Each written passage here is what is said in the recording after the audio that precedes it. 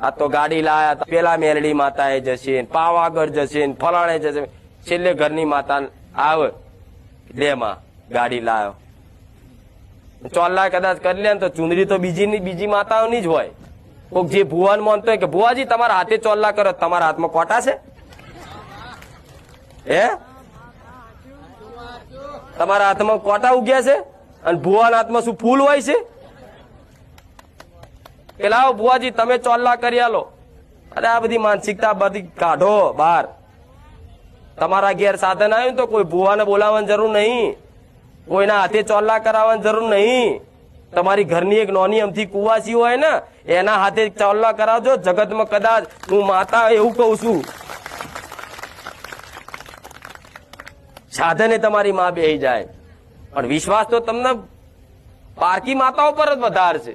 ફલાણા ભુવાજી ચોલ્લો કરે તો ખરું, એટલે તો જો કોઈની ગાડી ચોલ્લાય નહીં કરતી હું, અગર રોજ લાઈન થાય 2 કલાક તો મારે ચોલ્લા કરવામાં જ જાય. એટલે બધાને કહી દીધું કે ભાઈ તમે તમારી માતાને ઘેર ચોલ્લા કરો, મારી ખાલી ઘરની બહાર અગરબત્તી કરીને કહેજો કે માં બુખાર મેલડી તારા આશીર્વાદ થી આ ગાડી આવી છે, આચવજી દાચવી જોવાની. આ શું ખોટું? મારા જેવી માતા તો મળે તમને આવું?